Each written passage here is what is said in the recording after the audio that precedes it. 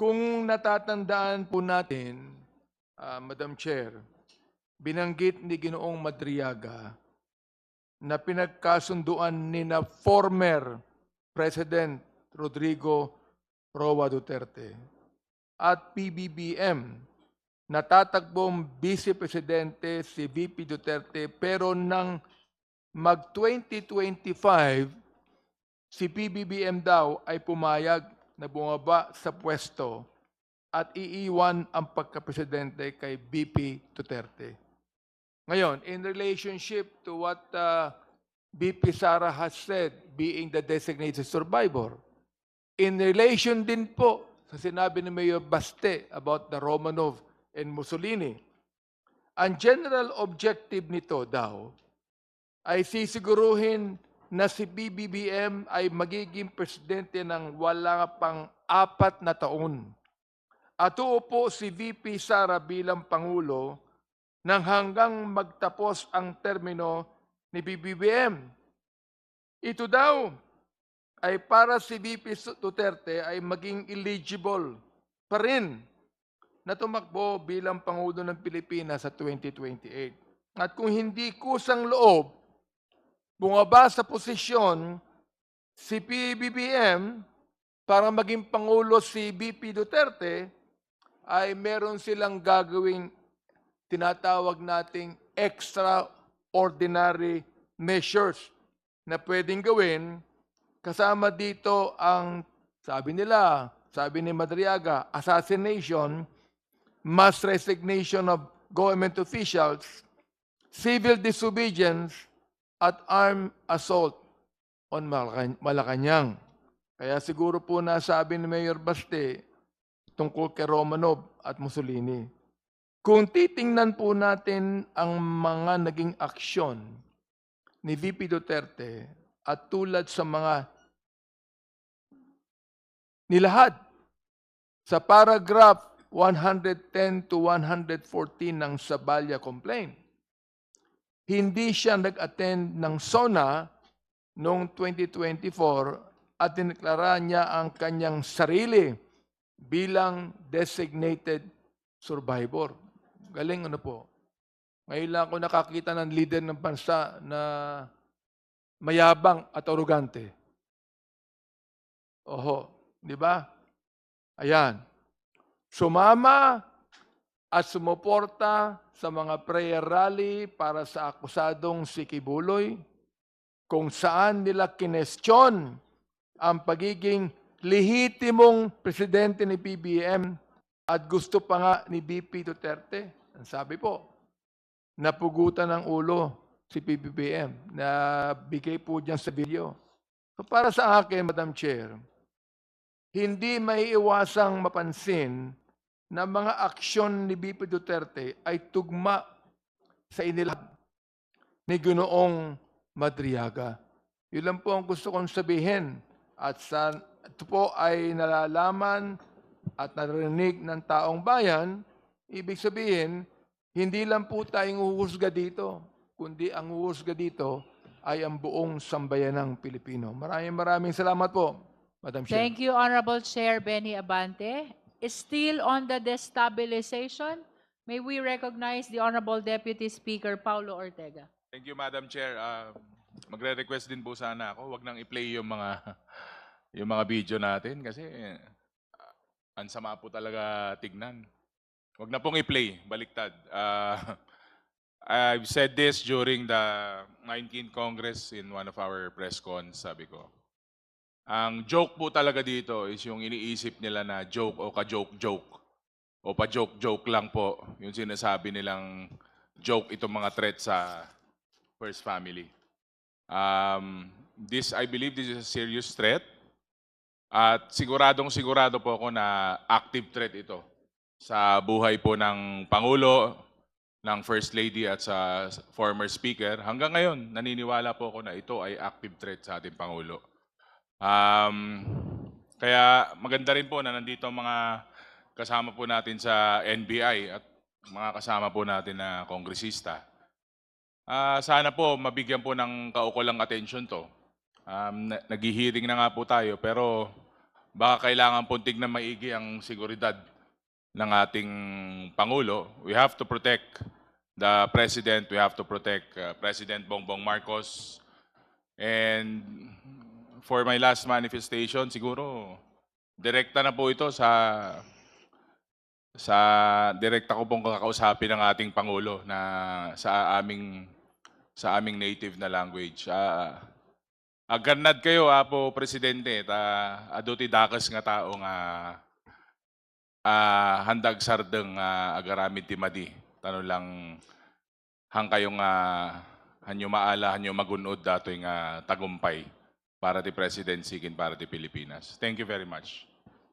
We note the manifestation of Honorable D.S. Paulo Ortega. Madam Chair. Kahit hindi namin naintindihan. Nevertheless, with all due respect to D.S. Paulo Ortega, no, the videos that were played were part of the submissions and were in fact part of the investigation report of the NBI. So notwithstanding the fact that it offends our moral, legal, spiritual senses, I think it is significant that the committee see these videos in order to be guided in the determination of probable cause. Madam Chair. Madam Chair. The Honorable D.S. Albi Benitez is recognized. Yes, I would like to add lang dun sa punto ni Honorable Abante at Honorable Ortega. Relevant po sa sinabi nung Madriaga noong April 14, 2026. Dahil po nakikita natin may pwede po mag-establish ng motive o motibo para sa mga ginagawang threat or destabilization. Ang pagbabanta po sa buhay ng ating presidente ay hindi lang isolated incident.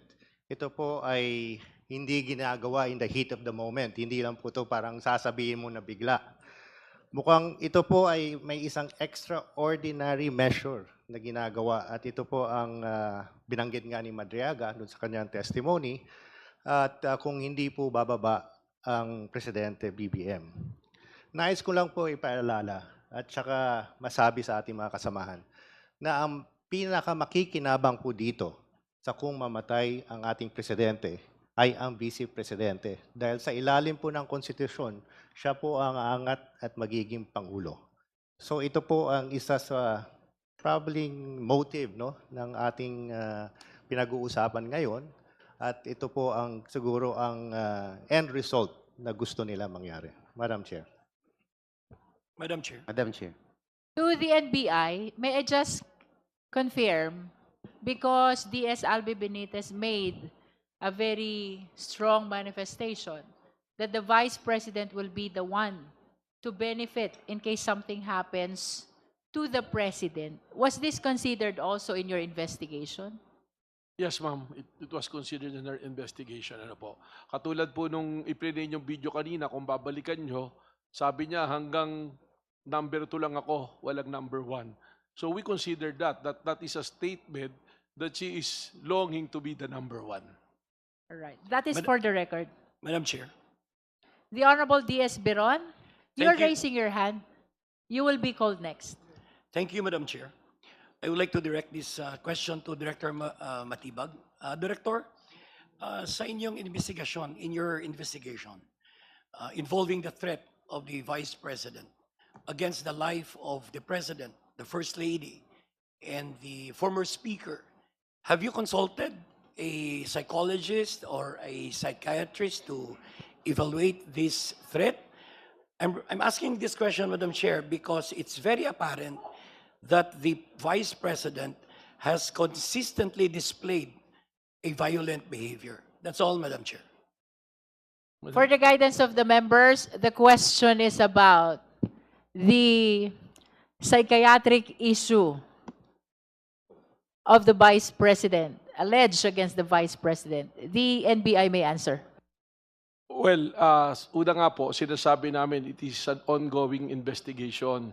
So sa tanong po ni Kagalang-Galang Birhon, yan po ay kasama talaga. In fact, meron po kaming behavioral science department, mga professional psychologists who can assess the mental behavior of the Vice President. Lamang nga po, hindi po siya dumalo dun sa patawag ng NBI nung iniimbestigahan po itong threat. But until now po, we are processing it. Ang ginagawa po namin doon sa aming Behavioral Science Department, ibinabase namin doon sa mga video na nakikita namin. First, we authenticate the videos and titingnan po namin yung pattern. And I would like to go back to sa sinabi again ni Congresswoman De Lima na yung behavior, hindi lang po ni Vice President Sara Duterte, kundi yung behavior ng buong pamilya. Just recently nga po, which part of our submission, yung video doon no April 13, yung rally dyan sa Club Pilipino, na may submission po kami niyan. Baka po pwede nating ipakita rin yon. And later on, I will repair the question for a more detailed kay R.D. Lotoc dahil naging parte po na investigation yan. Madam Chair, can we have that video played? Yes, Secretariat, please play the Thank you, video Madam in Chair. Club Filipino referred to by Director Melvin Matibag. Sabihin na natin, may nakawan nangyari, bigayan ng pera, whatever. Kasi that should be enough. Nagkaroon na kayo ng presidente that tolerated it. So what's next? Dadagdagan nyo pa? Nagpasarap na kayo ng sobra-sobra, gusto nyo pa? You know, kung swerte na kayo sa buhay, it's time you give back to the people. Huwag niyong pahirapan yung mga tao. Tama na yan. Okay na yan. Siguro yung mga anak nyo maka-aral sa abroad, you can eat, you know, in a very nice restaurants. Tama na yan. That's Is okay. this the video, Isang Director ulo lang Matibag? naman ang kailangan Yeah, namin. that one. Ang ulo ni Bongbong Marcos! Can we play that part again?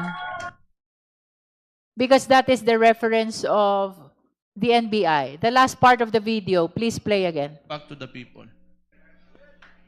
Huwag niyong pahirapan yung mga tao. Tama na yan. Okay na yan.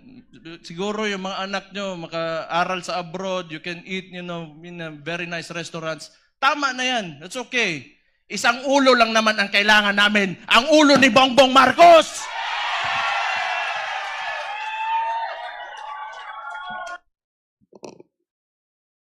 Director Matibag?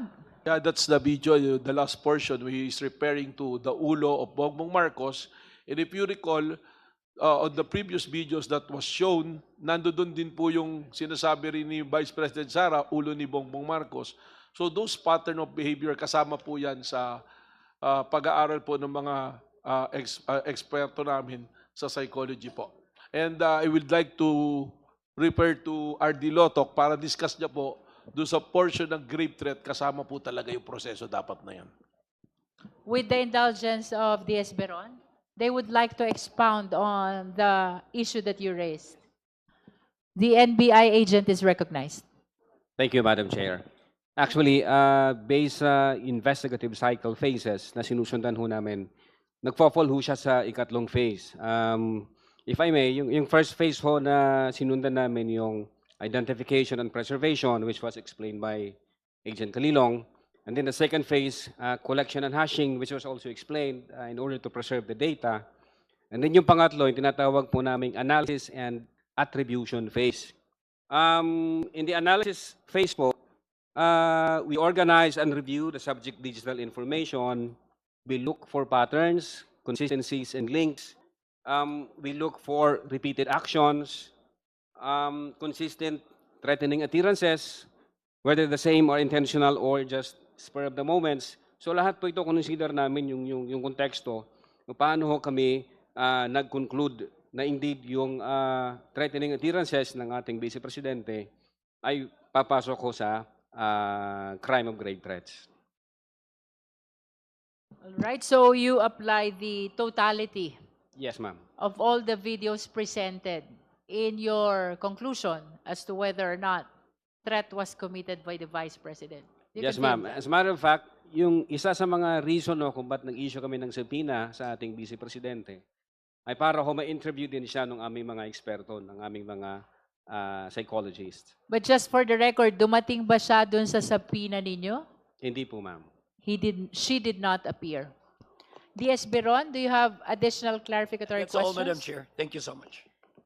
Can I ask something, DS Beron? Because sometimes I hear psychiatric issue, sometimes I hear psychological issue. What is the difference between the two? I think D.S. Garin would be in a better position. He was, Okay. She was a former secretary With the of Health. indulgence of the Honorable Marcoleta, I just overlooked the name of DS Janet Garin and Congressman Digamo. But after them, we will be recognizing you. DS Garin is recognized. Madam Chair, I can yield to Congressman Paulo Marcoleta, may inaanak after Kong Biron. But just to answer your question, a psychiatrist is a medical doctor trained into the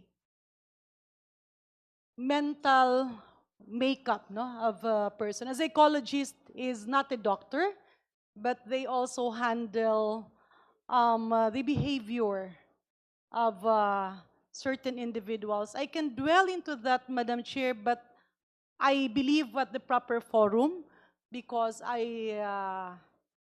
I was not called as an expert witness on that part, and I am also not a psychiatrist. Thank you, Madam Chair. For the guidance of the viewing public, DS Perz Biron and DS Janet Garin are both medical doctors. Would you like to proceed to your clarificatory questions? DS Garin? I believe you recognize Congressman Paulo Marcoleta. With the indulgence also of Congressman Janice Digamo. Okay. Congressman Paulo Marcoleta is recognized. Thank you sa napakabait kong ninang DS Garin at sa ating Madam Chair. Just a manifestation on the video that was played earlier. I'm referring to the video which is the bone of contention, the very basis of why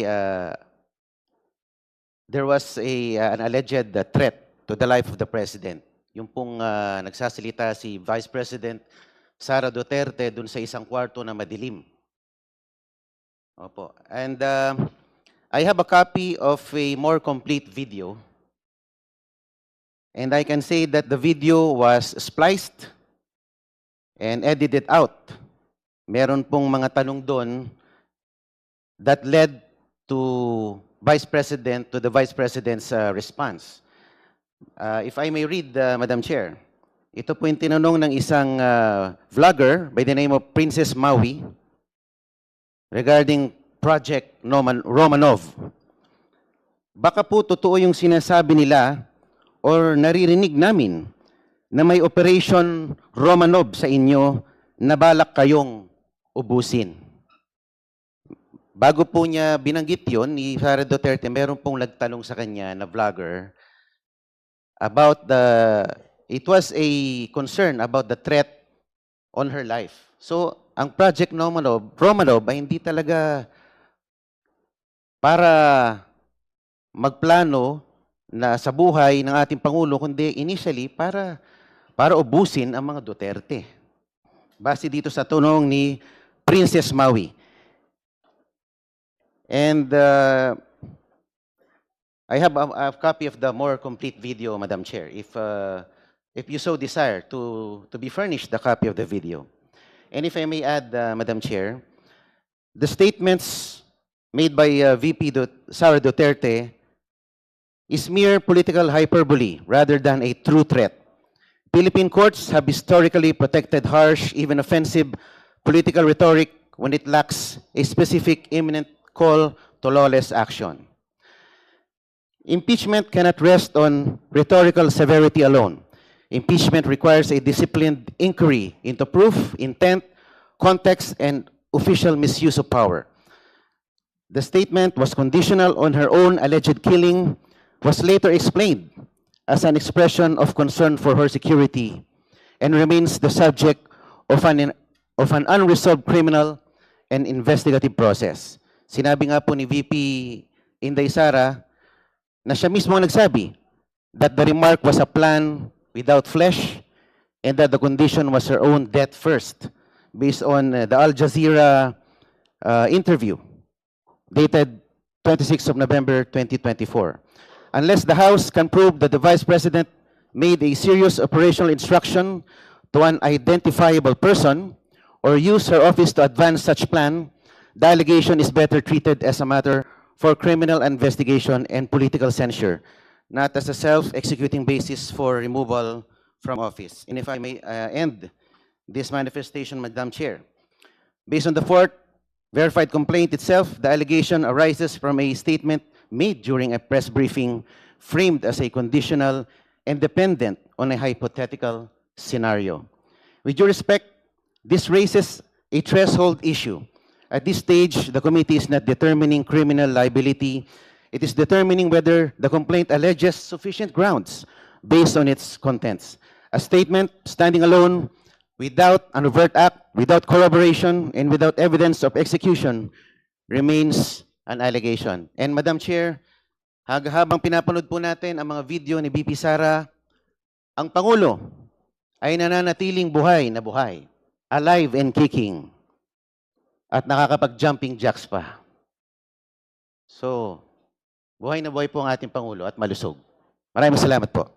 Your Madam Chair. manifestation is noted. The Honorable Joel Thank you, Chua. Madam Chair. Is this quick? Yes, very quick.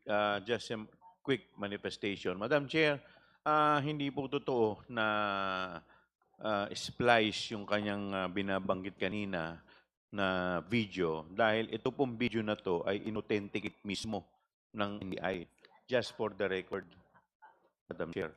Siguro yung portion lamang na may relevant dito po sa topic natin, yun lamang po. Dahil kung pakikita po yung buong video, ay medyo magtatagal na po tayo. At yun po, Madam Chair. We know the manifestation of the Honorable Chua. Madam Chair. You Chair. want to speak some more? Opo, meron po kasing video na mas kompleto at hindi naman po katagalan yung mga preceding portions If I noon. may interrupt Honorable Marcoleta, we are referring to the investigation report of the NBI and not to any other videos outside. Opo, sinasabi These ko are lang the po submissions of the NBI the to the Justice circumstances Committee. that led to VP Sara's response on that particular video. We Thank note you. your manifestation, but nevertheless, we are bound by the rules to stick to what was submitted to us by the NBI. Thank you, Madam ma'am. Chair. These Thank you, are ma'am. being submitted not as videos which surround outside. These are being submitted as videos part of the investigation of the National Bureau of Investigation. And we cannot go beyond that. The Honorable Janet Madam Garin, Chair. the one who yielded the time in favor of Honorable Marcoleta. Thank you very much, Madam Chair. Before I go to my line of questioning, linawin lang po natin. Pag sinabi pong splice ay pinutol, dinugtong at nagkaibang meaning. Do I get that right, Madam Chair? Maybe we should ask the National Bureau of Investigation. Well, sabi nga namin, part po ng submission namin, that is authenticated. It was not spliced. It was, pag isa pong splice, para may ni-replace ka dyan eh. Ito In po. other words, Madam Chair, it is not spliced dahil hindi mo pinutol at dinugtong para magkaibang meaning. And pwede naman po na kung there's time na nakita naman po napanood yung mong video. And in fact, doon po sa counter, yung sinasabi po ni Congressman Marcoleta, was already been discussed on the counter affidavit na sinabit po ni Vice President Duterte doon po sa kaso sa DOJ. Kaya po na-raise na po yung mga issue na yan. So, Madam Chair, can the Actually, NBI confirm, magkaiba po yung may puputulin ka at idudugtong para magkaroon ng ibang meaning vis-a-vis na kumuha ka sa specific portion ng video na merong threat. Tama po ba? Kinuha po namin yung specific na portion na nagsasabi ng threat. Okay. Let me move forward, Madam Chair. Nasabi rin po kanina ng ating kagalang-galang na colleague, si Honorable Marcoleta, na tila nagkaroon ng plano para ubusin ang pamilyang Duterte. Can we ask the NBI if there indeed was such a plan? Si R.D. Lotok will answer that because that was part of the investigation na nagsabi na merong nga pong Oplan Romanov. So R.D. Lotok. Madam R.D. Chair, Lotok is recognized. Madam Chair, may I just react to my ninang After regarding the answer splice? of the NBI, please. Opo. Kasi sinabi ko rin po edited out. So there could be omissions na hindi na-include po sa video. We So, note edit out. your Thank you. additional manifestation. Thank you po. Yes, ma'am. You may proceed. Thank you, Madam Chair. Actually, yung sinasabi ko po kanina, one of the reasons kung bakit nag-issue kami ng subpoena sa ating Vice Presidente ay para ho imbestigahan yung alleged threat naman sa kanyang person. Unfortunately, nung hindi ho nag-appear ang ating Vice Presidente, wala ho kaming information whatsoever na pwedeng pagsimulan ng aming investigasyon. Yun po yung dahilan, Madam Chair. So you confirm that you intend to investigate threat against the Vice President. However, she did not appear when she was invited to the NBI. Yes, ma'am. All right. That's part of our primary jurisdiction under the law. Okay. DS Janet Garin? Yeah. Madam Chair, baka pwedeng kumustahin ko muna si Director Melvin Matibag. Kumusta po kayo? Hindi naman po. Medyo mainit lang po. Nasira yata yung aircon nyo eh.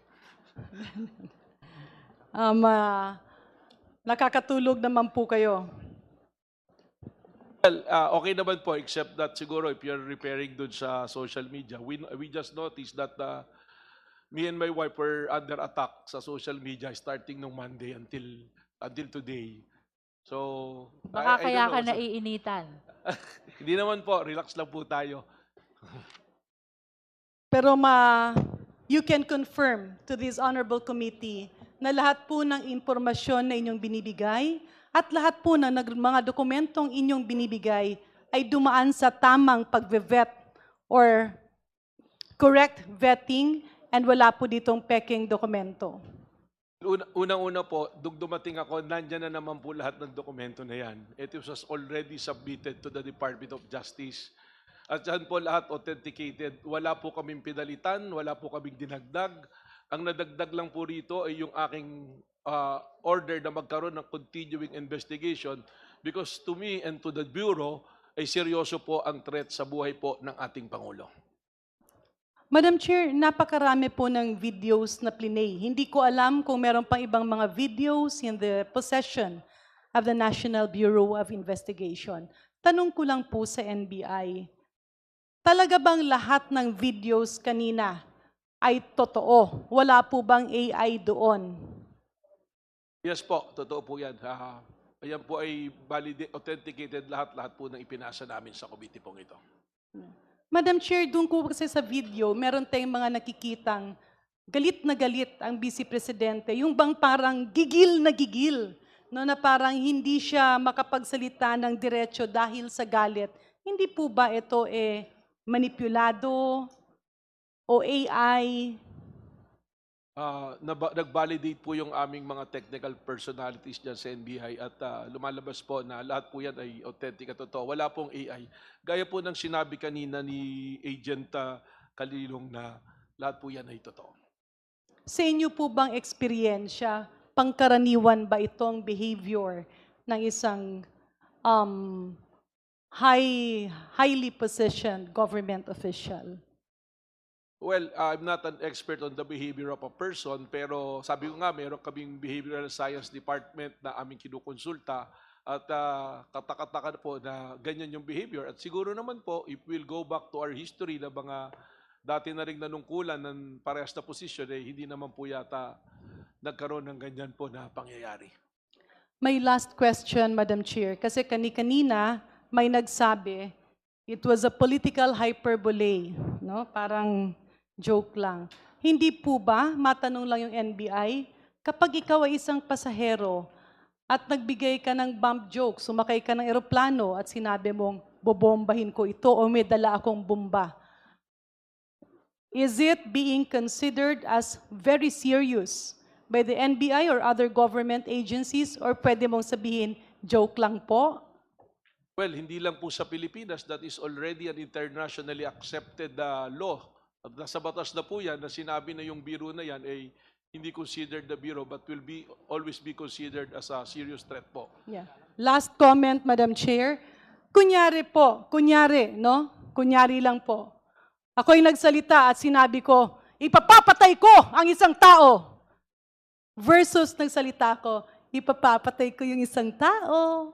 May pagkakaiba po ba yun or wala? from the point of view of law enforcement, ay susundan po namin parehas yan. Kasi it's not how you said it, but it will be the gravity based on the investigation. Pagsasama-samahin po yan, it will be the confluence of events. Ano pa ba yung mga naging action na yan? And if it's specifically directed to a person, at saka po yung who will be the beneficiary, at ano yung magiging benepisyo pa po other than sa monetary na maaring mangyari sa'yo. Thank you very much, Madam Chair. Just to manifest, bilang mga government officials, minsan may mga bagay-bagay na yung ating emosyon ay pwedeng pumutok. However, kaakibat sa ating posisyon ay ang pagkontrol, ang pag-decipher, ang pag-discern, dahil minsan kapag tayo ay palaging galit at lahat ng ating mga ipapahayag ay may kasamang galit, hindi maliliwanagan yung mga bagay-bagay na ating sasabihin. And oftentimes, when we mention these statements in the heat of our emotions, this can cause destabilization. Lalo't lalo na kapag ikaw ay naghahawak ng posisyon kagaya ng Vice Presidente o bilang pangalawang Pangulo. In other words, Madam Chair, allow me to manifest that the issues on anger, on demeanor, on statements that cannot be acceptable as members of highly ranking positions, lahat po ng mga ito, Madam Chair, ay dapat matingnan at dapat mabusisi kasi hindi po pwedeng sabihin natin na joke lang. Thank you very much, Madam Chair. Thank you very much, distinguished Thank you, colleagues. DS Gerim. The next to